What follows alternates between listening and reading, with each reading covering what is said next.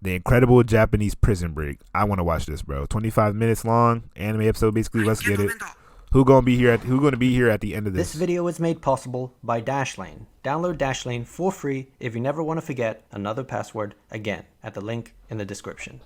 Aomori, Japan, 1936. Prisoner Yoshie Shiratori had had enough. He was forced to confess to a murder he did not commit, falsely imprisoned in Aomori prison, beaten and tortured every night by prison guards, and now worse, prosecutors were seeking the death penalty. In his mind, it was time. Hold on, I want to immerse into this. I want to immerse. But before I immerse, I will say, you said you've seen this. I've never seen this before. Were seeking the death penalty. In his mind, it was time to go. But Aomori prison wasn't the easiest to escape. Regardless, Yoshie Shiratori had nothing to lose. Appreciate the follow. At 5:30 a.m., he made his move. He knew there would be a 15-minute gap in the patrol time, as he had studied the guard's routine for months. And when the coast was clear, he pulled out a metal wire which he had smuggled in from the bathhouse and started to pick the lock. This was originally the metal support ring that was wrapped around the bathing buckets inmates used to wash themselves. His hands were stiff from the wintry cold, but after a few minutes of picking, he had success, and his cell door swung open.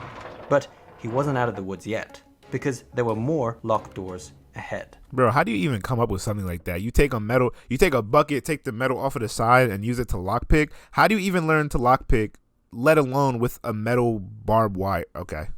He knew he only had a few minutes left before the guards would return, and so he wasted no time attempting to pick his way through the remaining security doors. Now, fortunately for him, he was able to make it out of the facility, but the bad news was that he was only halfway to freedom. You see, he was still well within the search perimeter. Yo, they got a whole map of the prison. Is this real? That's crazy, bro. Meant at any moment the alarm could go off and he'd still be caught. At 5:45 a.m., the guards returned, peering into his cell, and this is what they saw. Shiratori sound asleep in his futon bed. But of course, what they didn't realize was that they were looking at something else. A pile of loose floorboards. Let's immerse. Designed to trick them. It wasn't until the next morning that they finally discovered the truth, and the alarm was sounded. But by then, Shiratori was long gone. Okay, where he at? He had escaped. But if you've watched any of our previous videos, you'll know that things aren't always as they seem. In fact, for Yoshie Shiratori, aka the prison break magician, he got a whole nickname, bro? Okay. Was only the beginning. 3 days later, he was caught trying to steal supplies from a hospital. He got caught? And just like that, he was back in the slammer. That's tough, bro. That's tough. Escape attempt, he was sentenced to life in prison. For trying to escape for something that he didn't do, bro? Come on, y'all gotta give this man a break, bro.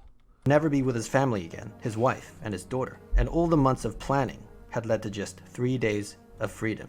It now seemed he'd be locked up for a very long time. 6 years later, in 1942, in the midst of the Second World War, Shiratori found himself transferred to Akita prison in Akita City.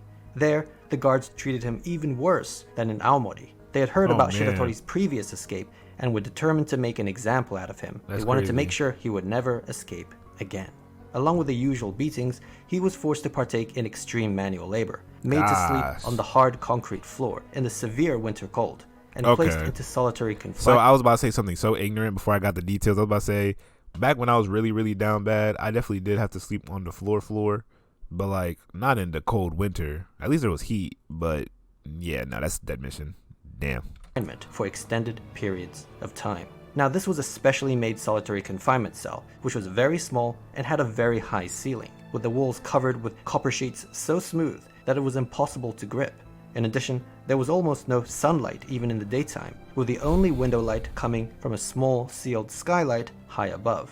This was a room designed to keep escape artists from escaping, and if that wasn't enough, the guards also made sure that Shiratori was handcuffed at all times. Damn. Now, despite the constant abuse, you don't got no freedom. One of the guards, Kobayashi, in fact the head guard, took pity on him. Good. Kobayashi never laid a finger, and even seemed to check up on him from time to time. Bro, that's good, bro. That's called being a decent human being. Like, prison, and I'm not going to get super political, but like, prison is supposed to be for reform and to make people change their ways. And this person didn't even really do anything. So it's just crazy.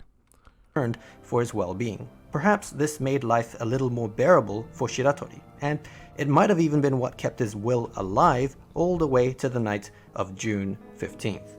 It was a stormy night, and Shiratori was in the middle of one of his extended stays in solitary confinement. At around midnight, one of the guards peered into his cell and couldn't believe his eyes. He opened the cell door and looked around in astonishment. Bro, where Brody go? Had vanished into thin air. All that was left was his handcuffs. So how did he do it? Well, there were a few assumptions the guards made that did not apply to Shiratori. For one, handcuffs simply didn't work on him. Shiratori was actually a master of getting out of handcuffs, and in fact had several methods to choose from. Here, he decided to go with the familiar lock-picking method, but he really could have gone with any of them. He had thoroughly scoured his surroundings to find anything that could be of use in an escape, and just like in Aomori prison, he was able to uncover a loose bit of wire. Perhaps it was from one of the items Kobayashi brought him, but this wasn't clear. After freeing himself from the cuffs, he placed his palms and soles of his feet on the smooth copper sheets. See, now look, whoever designed that cell for solitary confinement, who thought they were so smart, are stupid. Either that, or my man has super long wingspan and legs, and he's super tall and can just reach out on the sides and climb straight up. Because I know if you 5'5", you're not doing this, unless it's really that small and it's an architectural error. Who knows? And started climbing the unclimbable wall. It turned out Shiratori was also an expert climber. Oh, so he with just an uncanny ability. So my man's just John Wick, Evan Bourne, everybody. Okay, now this story's starting to make a little bit more sense. To scale like a lizard. Once he reached the skylight above, he noticed that yes, the window was sealed, but the wooden framing around it was starting to rot. And so thereafter, night after night, when the guards weren't looking, he'd climb the copper walls and loosen the framing, bit by bit. Afterwards, he'd climb back down and place the handcuffs back on, as to not rouse suspicion. After a couple months, the window finally came loose, and from there, it was just about choosing the right day. He waited until a particular stormy night, so the guards wouldn't hear the footsteps on the roof. And that was it. He had escaped from prison again. Now this time, he wouldn't be caught. Or at least, not in the way you'd expect. 3 months later, on September 18th, the head guard, Kobayashi, was at home when he heard a knock on the door. To his surprise, it was the fugitive Yoshie Shiratori, unkempt and disheveled, and he needed a favor. A stunned Kobayashi took him in and fed him, all the while listening to what he had to say. Shiratori explained that he didn't actually mind being in prison, and that the only reason he escaped twice now was due to the tremendous abuse he suffered at the hands of the sadistic guards. Kobayashi, however, was the only one who treated him with any amount of respect, and so he felt he owed it to him to let him in on his grand plan.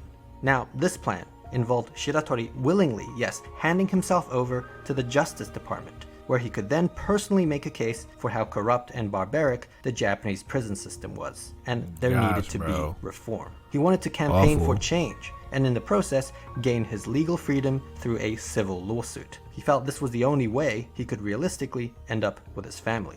This, of course, was a super ambitious plan, and as a fugitive on the run, he was well aware of that, which is why he needed Kobayashi, the well-respected head guard of Akita prison, to vouch for him, to strengthen his credibility. As the only guard who ever treated him right, he had a feeling Kobayashi would do the right thing. Minutes later, while Shiratori was in the toilet, Kobayashi called the police. What a op, bro. Oh man, that's crazy. You do everything in your power, you try to be good. That's tough. Really? Come on, Kobayashi. What are we doing, bro? What are we doing? Maybe not a great plan. Just like that, Shiratori was back in prison, and this time, he vowed never to trust an officer of the law again. For the second escape, the courthouse added 3 more years to his life sentence. Now, Shiratori requested... Added 3 more years to his life sentence, bro? How long is a life sentence? Like, what is the average? What do you take the average lifespan of a human being? Is that how you take a life sentence? Who knows? Okay. Like top 5 anime betrayals. Like, come on now. What the fuck is wrong with Bull? Requested to be sent to a Tokyo prison, where the weather was warmer, as he couldn't stand the cold in the northern prisons. His previous stints had weakened him severely, but he was denied his request. Instead, the judge sentenced him to the infamous Abashiri prison in Hokkaido, the northernmost prison in Japan. No man had ever escaped from this wintry hellhole of a prison. It was now 1943, and the cold was unbearable in Abashiri, as the temperature in the cells was below freezing point. Whenever inmates received their prison food, the miso soup and soy sauce would often freeze up. In this temperature, a handcuffed Shiratori was thrown into an open cell in summer clothing, and he immediately felt the paralyzing sting of cold air. That's ridiculous. Perhaps in a fit of desperation, That's he inhumane. tried to force himself past the guards, but they were able to push him back and beat him down. An enraged and defiant Shiratori stood back up and vowed that he would escape from Abashiri prison, like he's always done, and that there was nothing they could do about it. In fact, he claimed there was little point even putting handcuffs on him, as he'd always find a way to break free. If not by lockpicking, then, well, this. He then proceeded to rip apart the chain. Superman? Is that you? Batman?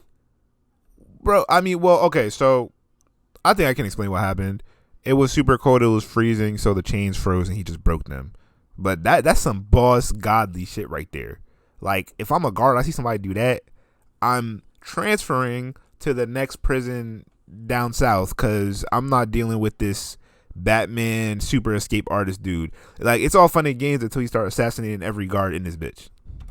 Of his handcuffs, to the horror of the guards. It turned out Shiratori had another special ability. Aside from his outstanding climbing abilities, he also possessed incredible strength, almost superhuman strength. Bro, back what? in Akita prison, he could have broken free of the cuffs the physical way Bro, if he didn't what? have to put them back on. Now, this was impressive, but it wasn't so smart to lay No his cards cap. on the table like that, as the guards were starting to build an escape profile on him. They knew he had lockpicking abilities, lizard-like climbing abilities, and now almost superhuman strength. And so they set out to devise the ultimate escape-proof cell, one that was sure to be Shiratori-proof. And they came up with this. The new cell had steel fixtures with a low chance of rot. Any openings, even the bars removed, were made smaller than his body, meaning there was no way he could physically fit through. Okay. He had specially made solid iron handcuffs that tied his hands behind his back, and leg cuffs that made him barely able to stand. Okay. These cuffs weighed 20 kgs each and had no keyhole, which meant they could not be lockpicked. And the only way they could be removed was by two metalwork specialists who would come once every few weeks to remove them in an arduous 2-hour process. So how do It he was at this eat? point, and only this Oh point, my god, look at his wrist, bro. They got him defeated. Damn, not my guy. that he could even take a bath. And he certainly needed one, as weeks of being shackled up with no movement meant his cuff wounds were infested with maggots. Oh, On top that's of that, tough. and as cold as it had That's already tough. been, No, it wasn't sir. even peak winter yet. Any strength he would have left would surely be nullified by the upcoming freeze. Though just in case, they still made sure to cut his already meager food portions in half. Bro, come on, bro. That's just... Man, that's like this one anime called Rainbow something. It's like about how these kids escape prison. Fire anime, fire anime. And so that was it. Even for Shiratori, this was too much. As winter came, he succumbed to his fate. Every day, the guards would slide his meal through the opening, and he'd be forced to grovel like a dog. His hand and leg cuffs made every action awkward and uncomfortable, with even sleeping being a pain. There was no doubt life in Abashiri prison was absolute torture. Now, fast forward. Shiratori was somehow able to survive through the winter, and spring was coming. This meant he was starting to get his strength back. But Okay. still, what could he really do? He was literally in a bind. Months passed and, well, nothing seemed to happen. Then one night, in August, a guard in his office was doing something. You said, whoa, Rainbow, well, I'm trying to watch that. All right, hold on. Let me find the anime for y'all real quick. How many people in here? You got to watch this. But disclaimer about Rainbow, like, because I'm on part 2 of it. Disclaimer, they do these kids dirty. Like, they be trying to rape the kids in there. They do a lot of messed up stuff in there. And I don't even know if I'm allowed to say it on Twitch. Thank God I'm not a big Twitch streamer because I don't got to really worry like that. But, yeah, bro. This show is crazy. Like, all these kids, they work together. They become friends in the cell. And, like, they try to escape. And it's a lot, bro. I'm not going to spoil it too much. But Rainbow, Nishia, bro. It's crazy. I said they don't show it, but it's very graphic, bro. Like if you don't have the stomach for it, don't watch it because it's a very real. Like these are things that really happened and it's portrayed in the anime. So I mean, you can't really say like I'm not watching no more because it's based off of a true story. But like I said, yeah, bro. So just I put you on, bro. Watch that. It's fire. This is one of my favorite animes, bro. tough, bro. Rainbow is tough. Paperwork when he heard some shuffling on the roof. He wasn't sure what it was, but he decided to check on the prisoners. As he looked inside Shiratori's inescapable cell, he was stunned.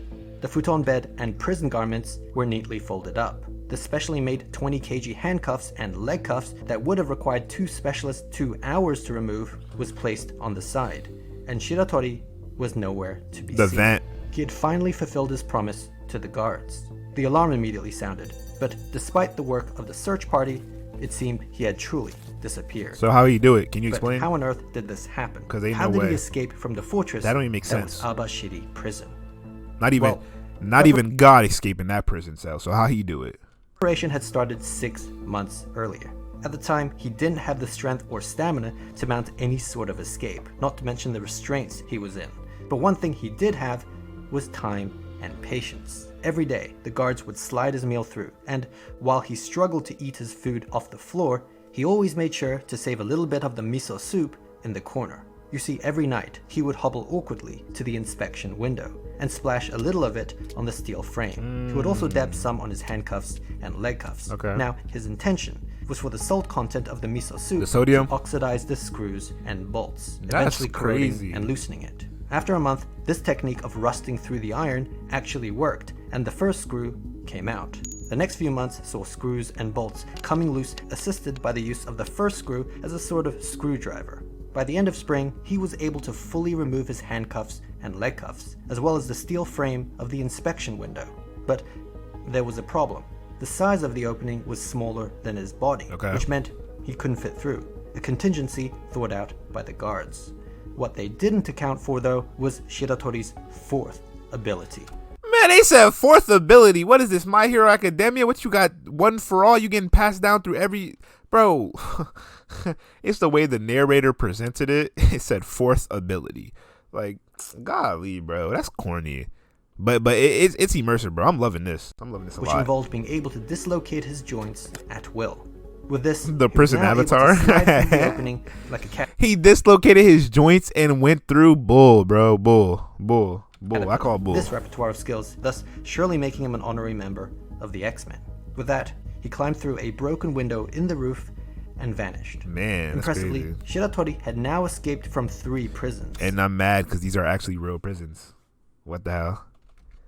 as well as being the only man to ever escape Abashiri prison. Now, good on him for escaping, but this was northern Hokkaido, and the only direction he could have gone to was the cold, snowy mountains. Actually, the prison guards felt that they Avatar had the last joint laugh, bender. because if the cold didn't get him, the mountain bears certainly would. Okay. Despite this likelihood, there was one person who stayed hopeful, and that was Shiratori's wife. Okay. But she was still worried, because even if he was alive, she knew he wouldn't be able to make it back to his family, as the authorities would be constantly on his tail. Which is why she was desperately and secretly hoping that Japan would lose the war. Which as they that would did. enable the US to take over Which the they country, did. meaning everyone would like Little fun fact. Did y'all know if USA didn't drop the nukes, there probably wouldn't be any anime? Fun fact, bro. forget about her husband. Of course, she kept this to herself. But then, a year later, in August 1945, she got her wish.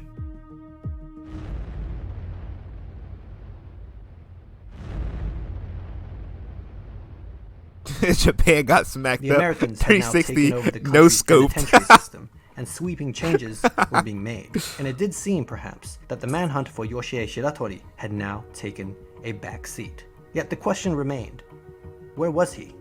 And was he even alive? The answer was yes, he was alive, and living a solitary life. This time, self-imposed. It turned out he had discovered an abandoned mine on a mountainside in the Hokkaido wilderness, and was able to make a home for himself. For food, he lived off nuts and berries, wild rabbits and raccoons, So and he was know even how to able to hunt, learn bro. to catch crabs from a stream by observing the habits of bears. Life was steady and safe, but after a while, curiosity got the better of him, and so after 2 years of isolation, he made his way down the mountain to a nearby village. What he saw astounded him.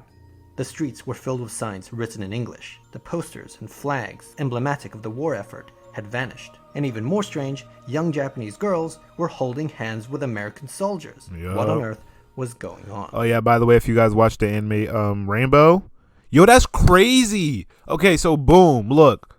So everybody in this stream who's planning on watching Rainbow, whether tonight or later, this is more specifically towards Pro because I know he's actually gonna watch it, bro. So that anime takes place in the same era that this man escaped prison, because in Rainbow you can see the era where America went to the war, and like you see like Japanese women with the American soldiers, and it's like a whole arc, bro. It's fire, bro. It's fire.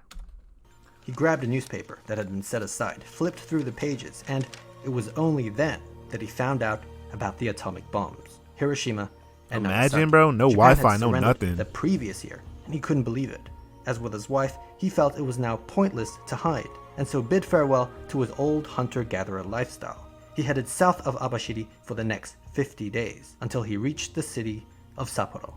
At this point, he was starving, so he found himself a nice ripe tomato from a nearby field, which was a huge mistake. A farmer had spotted him and mistook him for a well-known local thief, which led to a scuffle, resulting in the farmer's abdomen being pierced by a blade. Sadly, he bled out and died.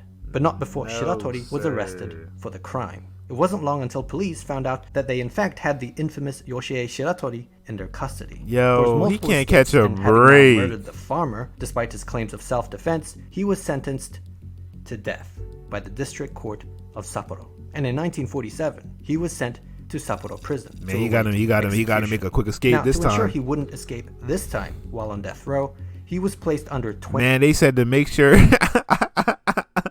they said to make sure he didn't escape, they had to send him to the SCP Foundation. Yo, that's wild, bro. Golly. 24-hour surveillance with 6 armed Bro, guards come on. personally You fucking assigned up. to his watch. He's lacking. As for the cell itself, it was upgraded further from the one in Abashiri prison, with reinforced doors, ceilings, bars, windows. Why didn't they just do this the first time, bro? We about to see the 5th ability. Like, come on. In fact, any openings were made smaller than the size of his head, not just his body, learning from the Abashiri escape. As while he may be able to dislocate his joints, he certainly can't dislocate his skull. As long as his head can't fit, they were good.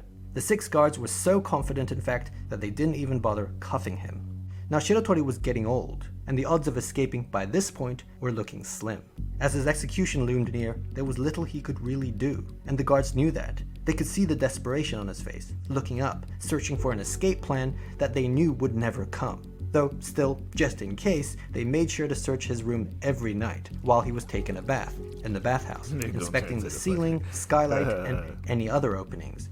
A month passed, and winter was now coming, weakening him further, and the realization was starting to dawn on him.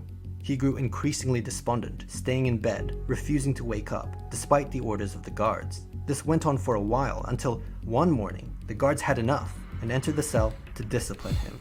They flipped over the duvet, and he was gone. Of course. This was not possible. Of course. How did he do it this time? Going back to when he was first placed under 24-hour surveillance with the 6 armed guards. Like, bro, look at his face right here. His facial expression literally reads, "Nigga, watch me." Personally assigned to his watch. He had in fact conditioned them to look up and keep up from the very start. Not just because his previous escape attempts involved climbing through skylight windows on ceilings, but also his suspicious yet, as it turned out, very intentional behavior of constantly looking up to figure out an escape plan. Little did they know, it was all an act, and that he already had one, but it would be taking place precisely where they weren't looking. You see, it turned out the authorities were so concerned with him escaping through a window or skylight that they neglected to reinforce the bottom. This ironically ended up being his easiest and simplest escape, because all he had to do was remove the bolted floorboards, which wasn't easy, but he had experience, and using random cutlery and a miso soup bowl, dig his way to freedom. This took over a month, and he was able to hide his activities due to A, the guards not suspecting this approach, and B, the floorboard panels being put back in place every night after digging. The 6 guards thought they were keeping a good eye on him even at night, but with the hole consistently positioned underneath the futon and duvet, and it increasingly becoming the norm to refuse the orders of the guards to wake up, nothing seemed out of the ordinary. Placing a pile of loose floorboards underneath the duvet to trick them was also a callback to his first prison escape in Aomori. So he had now escaped from prison 4 times, and by this point, the story is starting to get ridiculous. But this perpetual cycle of capture and escape was that miso about soup is to some end. crazy. Because a year later, How about y'all just take the salt out the miso soup? You know what I mean? in 1948, Shiratori was exhausted. He was in his 40s now, and this was a young man's game. He's an earthbender. One day, in the Kotoni neighborhood, still in Sapporo, as he stopped to rest, a policeman just happened to sit by his side for a smoke. He didn't know who Shiratori was, but he struck up a conversation with him. Shiratori, of course, was wary of his presence and tried to play it cool, all the while attempting to figure out a way to remove himself from the situation without being suspicious. Suddenly, the policeman did something unexpected, at least to him. He pulled out another cigarette and offered it to him. Shiratori was stunned. You see, cigarettes were expensive luxury items in Japan at the time, and the fact that someone offered it to him just out of the kindness of his They heart got all my brought hair in the tears to miso his soup. eyes. Not to mention, all his life, he had been abused and mistreated by officers of the law, with even the head guard Kobayashi turning his back on him. And here was an instance of an officer treating him kindly, with respect, and with no prejudgment. As he smoked the cigarette, Shiratori couldn't help but tell the officer his full name, Yoshie Shiratori. Get the fuck, bro. If you go back to prison, at that point, you know what I mean? Like, what was the point? Like, what and you just said, you know, this cigarette is so good. It makes me feel so amazing that I'm just gonna end it all. Everything I did for one cigarette because it's a luxury item. And that he had escaped from Sapporo prison last year. In fact, he had escaped from prison 4 times in his life. It was strangely a relief to get it all off his chest. And he was... Bro, so the cigarette made you vent? Bro, he said, I got to vent real quick, bro. I can't hold this in. You couldn't find anybody else. It had to be the cop. You couldn't take the cigarette and walk over to like a dog or like a... Okay.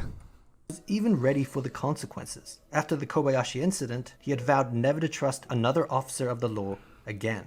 But the simple act of receiving a cigarette from a stranger broke him. Of course, he was arrested again. But this time, things were different. Maybe it was the fact that he willingly gave himself up, or that Japan's justice system was going through a change. But the High Court of Sapporo became sympathetic to Shiratori's plight, and some of his past claims were recognized, such as acknowledging the farmer's death as a legitimate case of self-defense. They also made note that throughout all 4 of his prison escapes, he didn't kill or injure a single guard, despite the abuse he may have suffered at their hands. At the end of the deliberation, the High Court dismissed the murder charge, revoking his death sentence, and instead sentenced him to just 20 That's years still terrible. in prison. Further, they approved his request to be transferred to a Tokyo prison, where the weather was warmer. He was getting what he wanted. In Tokyo, he was sent to Fuchu prison, where, for the first time, the guards actually treated him well. It was a weird feeling. There were all these precautions and security measures in place to ensure that the infamous prison break magician wouldn't escape. But the truth was, Shiratori didn't really care anymore. Everything he'd been fighting against, the mistreatment from guards, the death penalty, even the northern climate, was no longer of concern. And he was at peace. There was no need to escape anymore. He finally accepted his punishment, and for the remainder of his sentence, acted as a model prisoner. Just 14 years later, in 1961, he was released on parole. And for the first time in a long time, he was truly a free man. He decided to head back to Aomori, where it all began, and meet up with his daughter, who, by this point, unfortunately, was the only family member he had left. For his incredible escapes, Yoshie Shiratori became a legend, an anti-hero in Japan. But it was very much the opposite for the country's penitentiary system, which had somehow allowed him to escape time and time again. This was a national embarrassment for Japan. But just as preventing criminals from breaking out of the system is vital for the safety of society, so is preventing them from breaking into the system. Your system, that is. And for that, I'd personally recommend Dashlane. Yo, that is such a good segue, my guy. That was a perfect segue. I thought he was about to talk about something crazy. That was a good segue. Golly, bro. That was a long one, man. That was a long one, bro. This was crazy. Shout out to Kento Bento, bro. This was amazing, bro. The storytelling, everything, bro. Let me know what y'all think down below in the comments for the YouTube watchers of this. Let me know if you have any recommendations. Follow my socials.